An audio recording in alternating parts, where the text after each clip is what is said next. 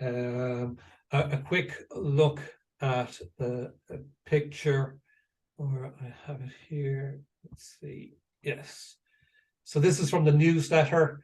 So I've got pictures in the newsletter related to the month's classes. So this one, you've got this really luxurious sauna, traditional sauna. This one's a traditional one because it's got the coals, probably electrically heated coals. And the sauna I go to doesn't look as brightened as that. Actually, that looks a bit too bright. That does. You don't have shades going into it that bright. Usually they're a little bit darker. So, but that's the traditional kind of one where it's all wood, and you're talking about mostly dry air where the humidity is around 10 to 20%, or even less than 10% is possible as well. And then people put water on the coals, and the humidity shoots up briefly, and usually within a couple of minutes, it's back down around the 10-15% mark. And it's a dry heat, so it's your body is heating up on the inside. It's not so much the external heat. So yeah, they're great. If you can get one of them in your home, then that's brilliant. You know, getting one in the home means that you can maybe be wheeled into it if you need to be wheeled. They're so well worth it. There is a difference between infrared and the traditional one, and infrared seems to be really effective as well. I haven't read any problems with infrared unless you have metal in your body. I have read in the past that if you have metal in your body, then that can heat up at a different rate than your bone and your organs. It can absorb more heat, so you have to be careful about that. You need to check anyway.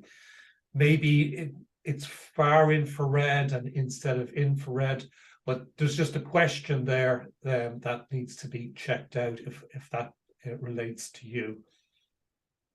Otherwise, they seem to be similar.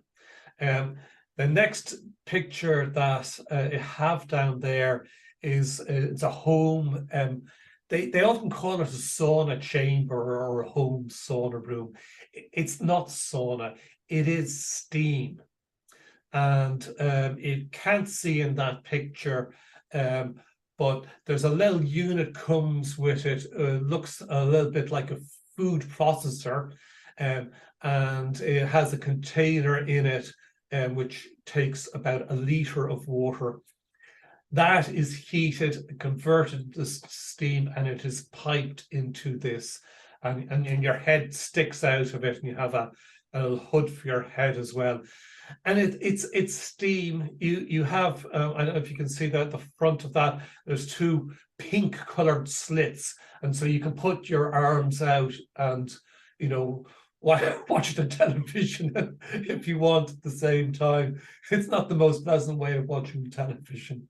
And the steam, I find, is more uncomfortable than the sauna. It's not as effective because you really feel that heat on your skin, because you've got 100% plus humidity. So I found, and I was using one of these before I was able to go down to the gym. This is what I used at home. They're difficult to use. If you have big mobility issues, then you might find it impossible to use. You see the little chair that's in the diagram? That really is a little chair. It's when you're sitting on it, you're about 6 to 8 inches off the ground, right? That's the seat height in it. So it's just to allow you to sit inside the steam chamber.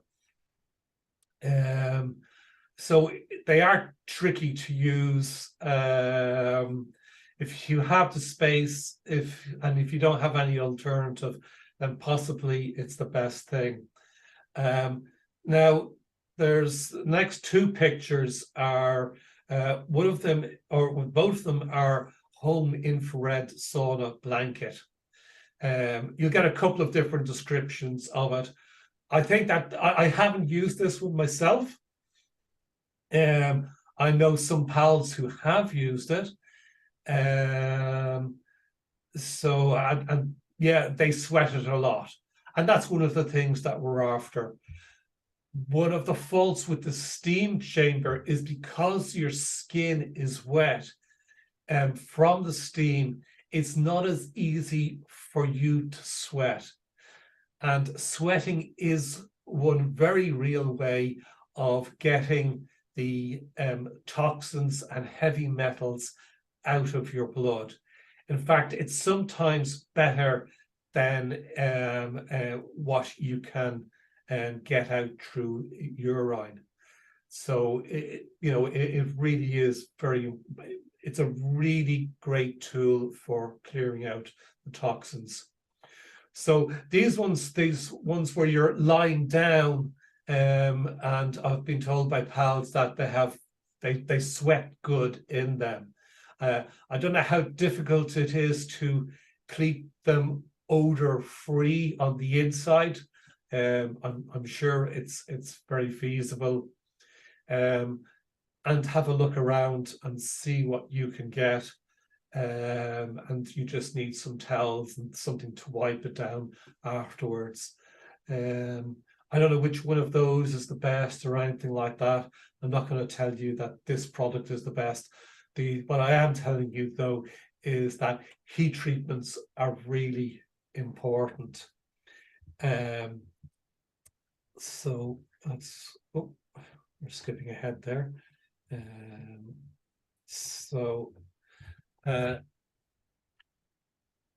did actually take a few notes for this, because I know it's great to do and I'm doing it, so I kind of forget some of the reasons as to why that I'm doing it.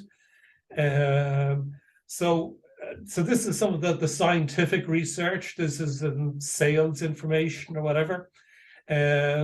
So one of the things that they've noticed, or that the descriptions that they have for describing heat treatments from a scientific perspective is it produces profound physiological changes. So it's not just getting hot. It's not just warming up. We can warm up more easily than having a sauna treatment. So this information is sauna treatments, a mixture of infrared and traditional. So it applies to both. And in the research, there's not a clear difference between infrared and traditional sauna. So yeah, whichever one you can go for, do it. So it's described as being intense short-term heat exposure. That's the sort of basic definition. And you're looking at 15 to 20 minutes or 15 to 30 minutes exposure. Within that, you can go out and get cold, have a cold shower if it's possible, and then you get cold stimulation as well. But I don't talk about that much, because one thing I don't want is for any pals to actually become cold. That's not a good state. I use cold showers now, but when I started off using the saunas, I tried using the cold shower, and it was just too much. My whole body contracted, and it was like almost having a seizure. It was a bit like it was just too much for my body to take. So I stepped back from it, and then for the next I'm not sure, maybe a couple of months, I put in an arm and put in the other arm, and I put in one leg each, just so my body would get used to it a little bit and start going, oh yeah, this is okay, and the reaction would be less. And so now, I was in it for so long at one stage, because I'm just get to the stage of enjoying it. I have a lot more body weight on me now than I did before. And but what happened was that as I was standing in it under it for so long, I was standing under it for so long that my muscles contract, because that's what they do with the cold. And then when I was getting dressed afterwards, I stretched further than my body was used to, and I pulled muscles in my back. So that there's always something new to learn, something to be careful about. So now I'm careful about how long I stay underneath the cold, for that reason. So there's a kind of a sweet spot in using heat treatments. And at a certain stage, what you might find is that your heart starts to beat faster. And when this is happening, this is fantastic. This is a passive cardiovascular exercise. So it's amazing. There's really very few, or I don't know of anything else, where your heart is beating faster and you're not under any physical strain.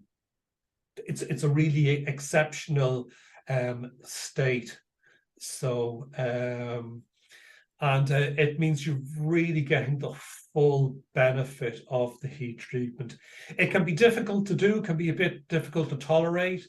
And the main complaint, adverse effect, is just discomfort, heat discomfort, rather than an actual medical adverse effect. For some people who have low blood pressure or very high blood pressure, sometimes it can affect the blood pressure, and people can get dizzy as well, especially if you haven't eaten food for too long a period before doing the sauna. But it's a minor thing, and you can sit down at a lower rung, or you can. It's a manageable effect.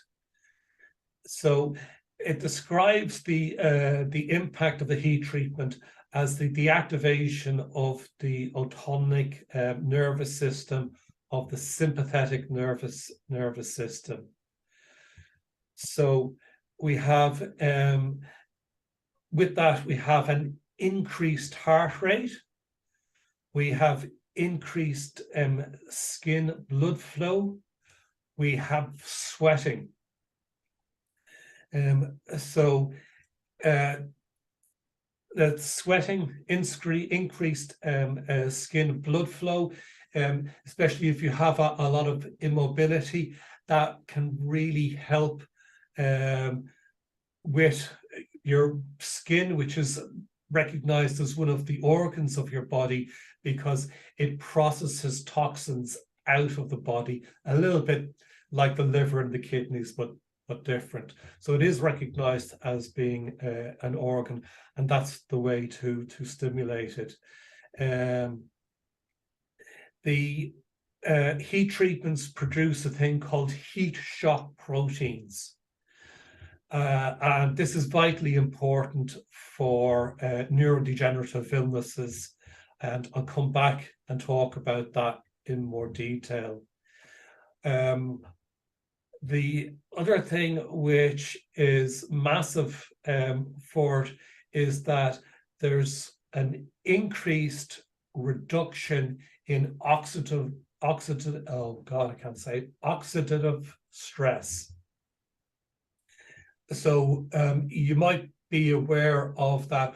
One of the problems with ALS is that there is an excess of free radicals, which are mainly oxygen ions, and there's a reduced in the body creates antioxidants, but with ALS there's a reduction in the naturally made antioxidants. So with heat treatments, we have we're doing something which has a real impact on one of the symptoms of medical symptoms or effects of ALS. So just stopping with it for a moment. So what we have is like an excess of free radicals and the body not producing what it should be producing to clear those free radicals away. Now, those free radicals cause all kinds of problems throughout the body. And it may be the case that if we interrupt that problem so that it's no longer happening, that might be enough for having an impact on the spread of the illness. We don't know, but it is there, and it's making things worse because that's what excess free radicals do. So how much impact that's making on the illness, I don't know. I don't know if we'll ever find out, but it is something that we really can focus on improving in our body. And heat treatments and supplements, food that we take, they can all have a massive impact on the oxidative stress. Because if you have oxidative stress going on, then you have your cells are in an unhealthy environment from that perspective. So it is something that needs to be tackled with proteins or sorry, with supplements or and heat treatments.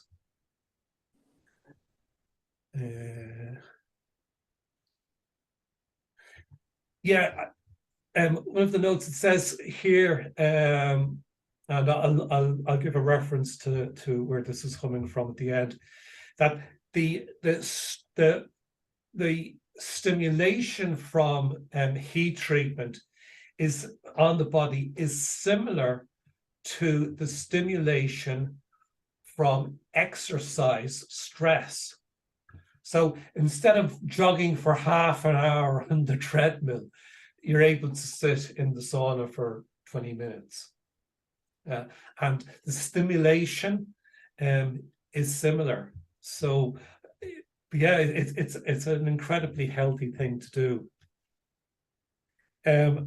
So I was reading some meta reports where they go along doing analysis of all the other research which has been done, and they kind of squash it into one. So these are the things which heat treatment, sauna treatment improves. Depression,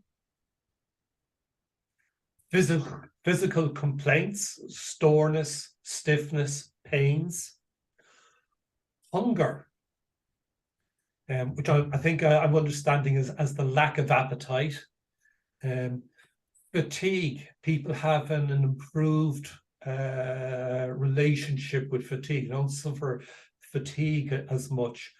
Now, this research is based on people going to the sauna, having this treatment 3 to 4 times a week. So if you're doing less, then the improvement is less. There's an improvement to the quality of life. So it's a real all-rounder. There's improvement to respiratory abilities. So the amount of, if I remember right, is the amount of air a person can take in and breathe out. That improves with this. The length of time that you're able to exercise. So if you're only able to walk, for 5 minutes before having labored breathing or, feeling tired, and that increases. So exercise time. Blood pressure often improves, but if you have real blood pressure issues, then you need to supervise it a little bit more. Detoxification, which I've mentioned a little bit, but also included in that is neurotoxicity. And people who are doing it long term with, you know, 3 days a week, the number of sick days that they take off from work went from something like 9.6 days per year to 1.8, something like that anyway. So that's a huge all-around improvement in health.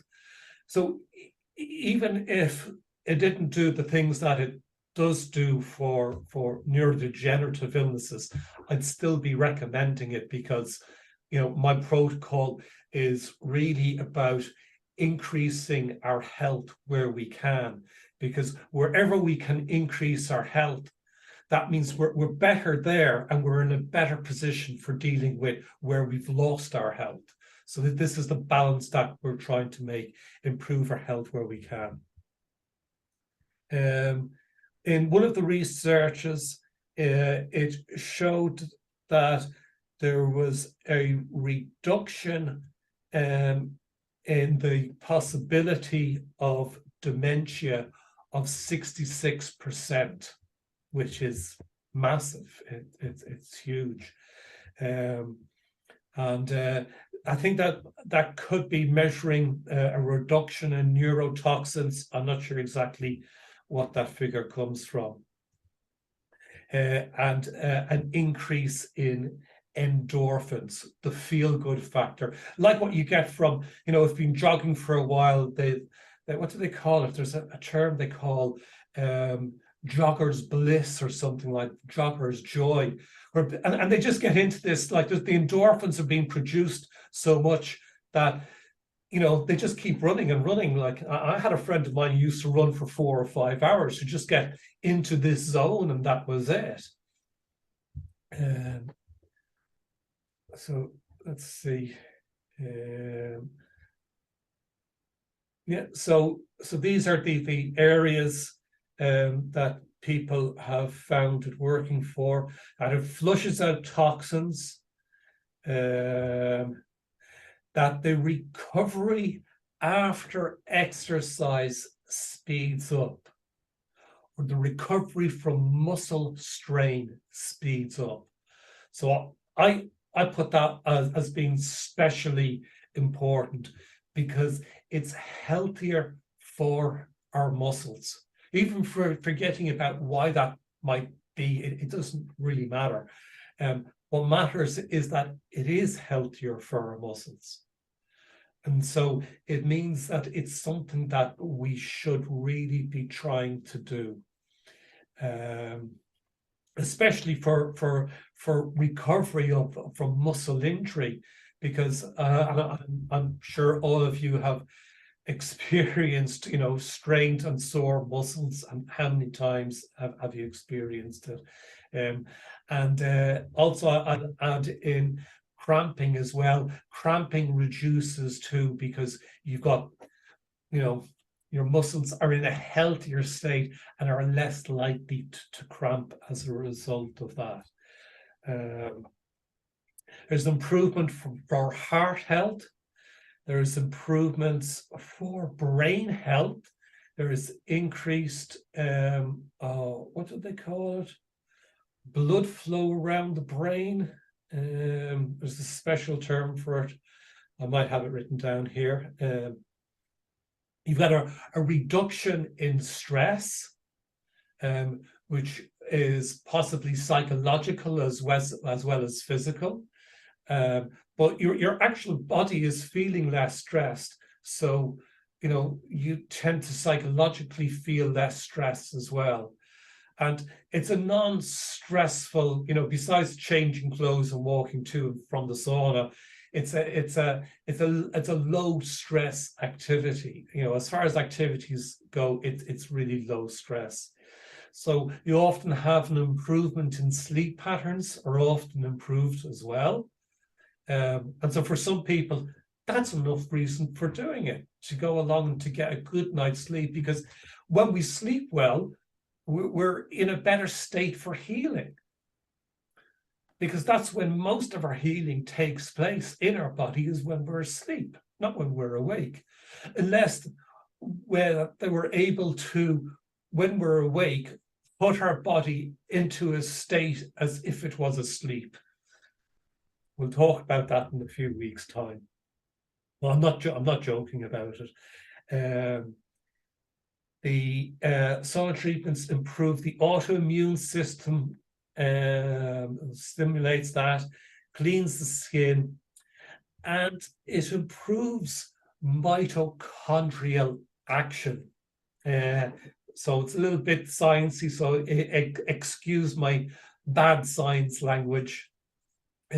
So in every living cell in the body, they're made up of various things. And in every living cell, there's a thing called a mitochondria. And the mitochondria is the part of the cell which takes sugar or glucose, and it breaks it up and takes the energy from it and shares that energy, distributes that energy throughout the cell. This is particularly important with ALS because there is mitochondrial damage. The mitochondria don't work in damaged cells in ALS. Now, there are other types of damage as well, but mitochondria are damaged in it. So that's another reason for, very specifically for ALS, why we should be using heat treatments regularly. So, because when the mitochondria is damaged, it means that the energy isn't being shared throughout the cell properly. So it's another reason for the cell being in a lower state, and that lower state accelerates the death of the cell. And we want to stop that. That's what we're trying to do. We want to stop the cells from dying. So we want to do everything we can to boost their health. And occasionally there's something like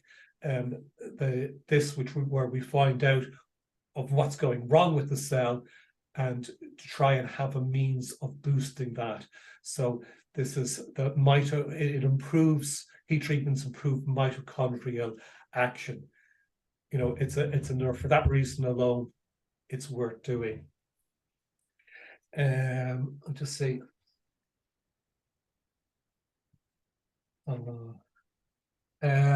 We'll get to your, okay, we'll do your question now, Priscilla. I've stopped my sauna blanket because I cannot shower afterwards. That's understandable. Also, I never sweat. Is it worth it?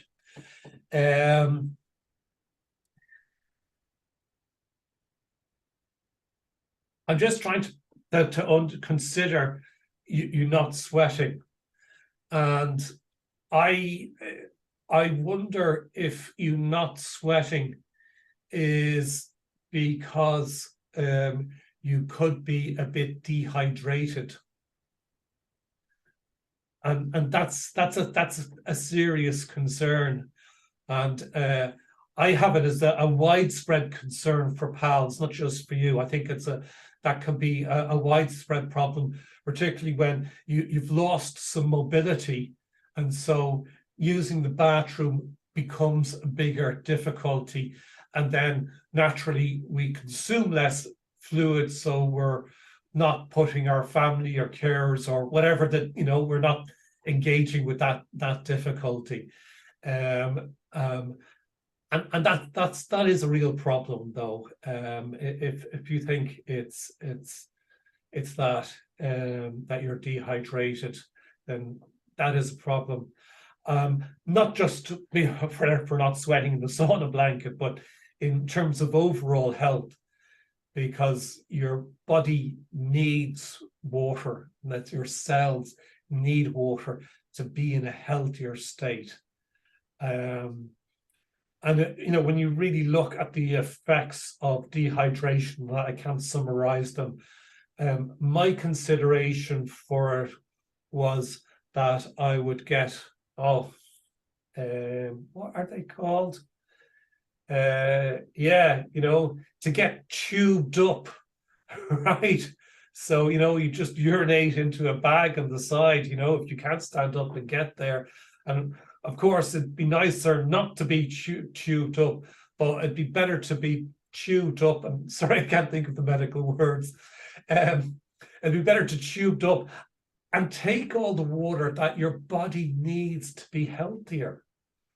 Otherwise, you know, one of the worries is that if you're in a dehydrated or semi-dehydrated state, and we can learn to function like that, but even if you were, imagine you're actually taking the right supplements or the right medication, or, you know, you're doing whatever was right, but then your body's dehydrated, so it's just not able to take advantage of all the good things that you are doing. So, yeah, my suggestion really is to tube up and research that, find out more about it, and put that in place, and yeah, and go for it. I mean, at least you'll be able to untube yourself. Do you know what I mean by, you know, when that time comes. Catterer. Thank you, Susan. So and then you know, if you have the water coming into you, then you should be able to sweat. I can't see why the body wouldn't sweat naturally. Maybe there are some other medical reasons for it, for that I don't know about. Then that's worth looking at, because sweating it's really great to sweat. And I can understand the difficulty about getting to the shower as well. So maybe there's some timing events that you can do, and maybe you can't. Maybe it's too difficult. That might be the case as well. But if you can do it, definitely do. Will sweating affect the results of medications taken?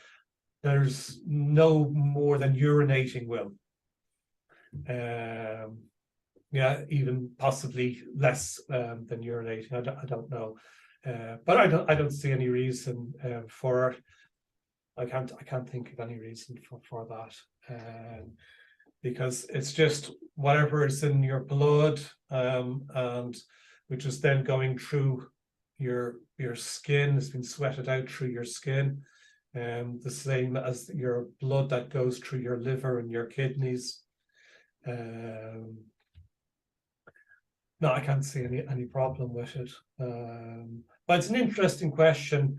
And if you're taking medication, which, you know, you're not supposed to urinate afterwards for several hours or something like that, maybe there's some reasons for checking that out a little bit more, but I don't know. I don't think there's for the majority of people, I don't think it'll be a problem. So we're going to come to the final thing, which I said towards the beginning, was heat shock proteins. So one of the problems that we have in ALS, and they're in, it's very common in other neurodegenerative illnesses like Alzheimer's, Parkinson's, and a couple more, is that the cells, some of our neuron cells, they make, all our neuron cells make proteins.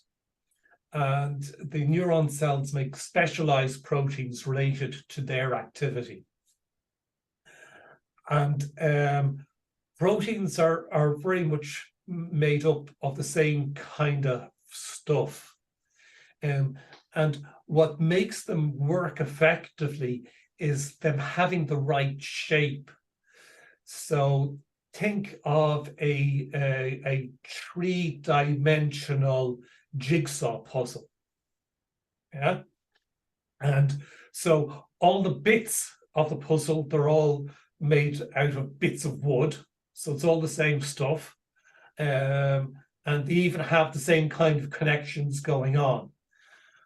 But when the protein is made correctly, there's a specific shape, interlocking shape to all of that stuff, all those jigsaw pieces, and it has that shape. And when it has that shape, it's able to do whatever the job is that it has to do. So inside our cells, we have little protein factories which produce these proteins for different jobs. So I'll give you an example of one of these jobs, and I'm not a neurologist or a molecular biologist or whatever, so take that into account. So it's really to illustrate the idea, though. So one of the proteins that is produced helps with the cleansing process inside the cell. Because after the mitochondria has broken up the sugar to get at the glucose and to release the energy into the cell, but you have the remnants of the sugar or glucose that remains in the cell. So you have other bits of the proteins in the cell which come along like a sweeping brush and clears that and pushes that outside the cell where it can be taken away. Now, if that cleaning protein has the wrong shape, then it doesn't carry out its function. And so the function of clearing out the cell doesn't happen. And the part of the cell which produces proteins to clear it out goes, oh, we still haven't cleared out the cell, better produce some more.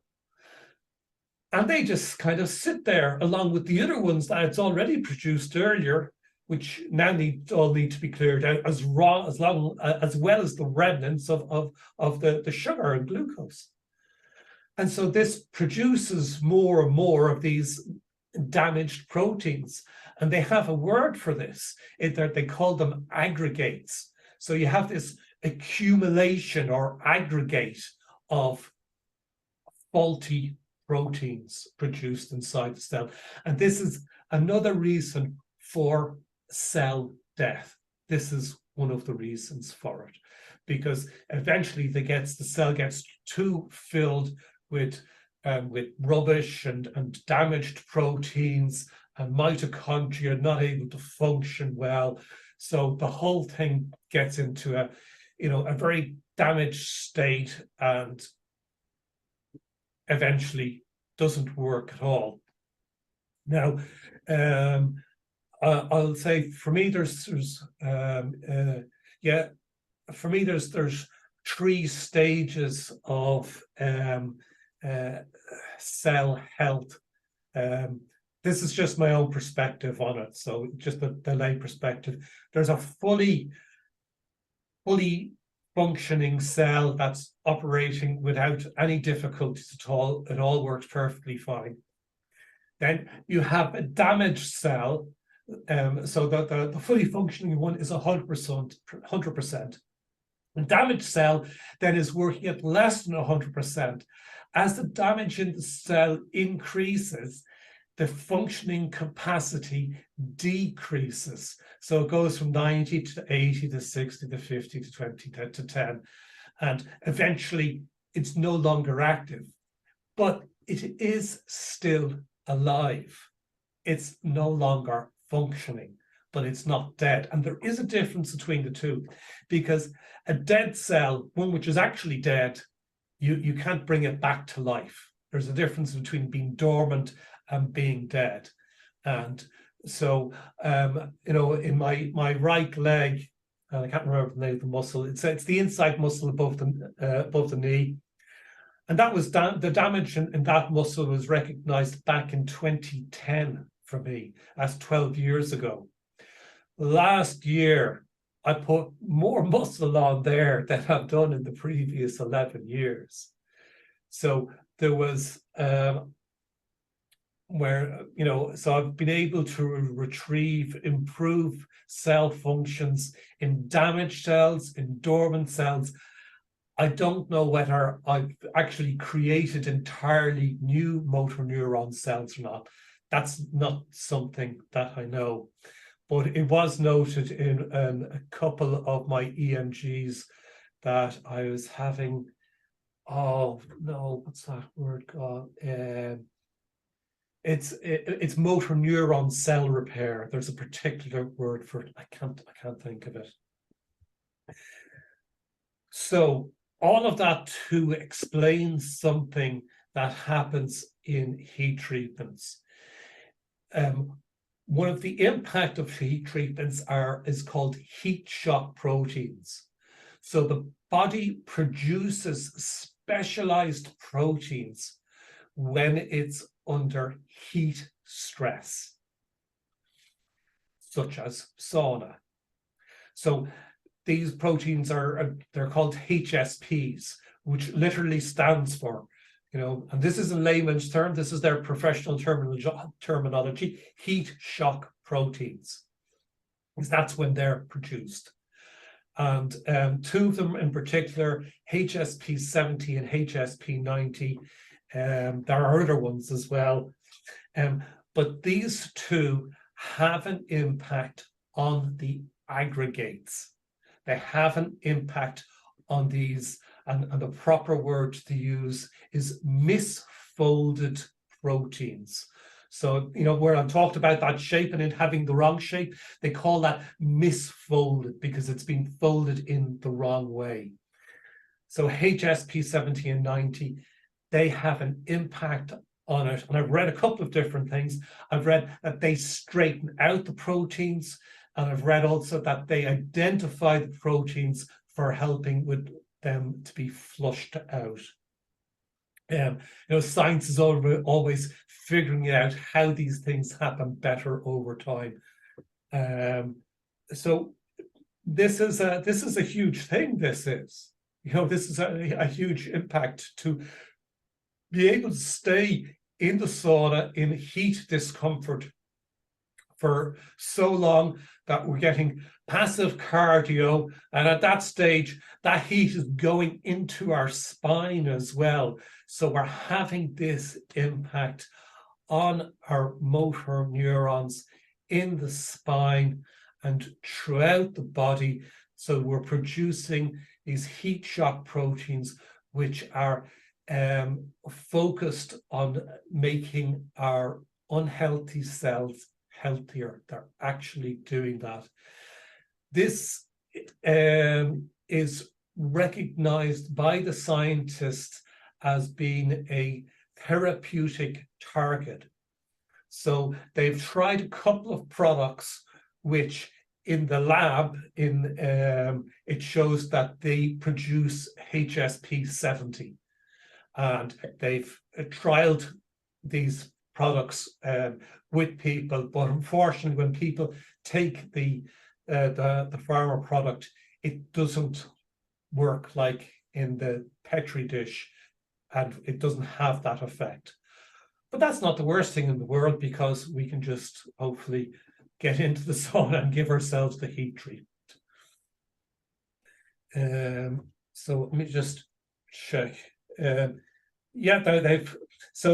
this analysis. So they've analyzed the heat shock proteins in terms of Alzheimer's and Parkinson's, and they describe it as a disturbance of protein homeostasis.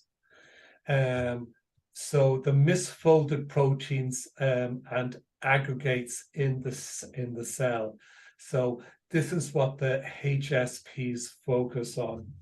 The HSPs regulate aggregation and have a protective effect against protein aggregation and neurodegenerative diseases in general. So the idea of having a therapeutic intervention on this, the aim of it is to upregulate the HSP 70. Unfortunately, it didn't work. But when we do that using heat treatments, there's a reduction in the toxicity of the aggregates. There's enhanced neuromuscular function, which is the connections between our neurons and our muscles. This is in general. There's an increase in muscle function itself, and there's an increase in cerebral blood flow. So for Alzheimer's, Parkinson's, ALS, MND, these four things are massively important. And every ALS clinic should be advising patients to do this. It's a complete no-brainer, you know, and the fact that they don't do it just shows that they're stuck inside their box. Because, yeah, I mean, this is their science. I haven't made any of this up, right?